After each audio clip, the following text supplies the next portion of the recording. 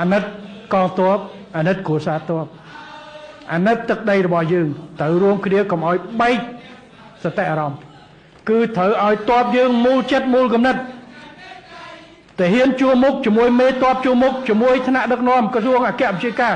ទឹកចិត្តតែមួយទើបយើងច្បាស់ជ្រះការពារទឹកដីរបស់យើងអញ្ចឹងខ្ញុំសូមឲ្យបងប្អូនយើងនៅទីនេះនិងនៅក្នុងប្រទេសបង្កើនការចូលរួមជួយមិនចាំបាច់តែជួយជាថវិកាជាសម្ភារៈនោះទេ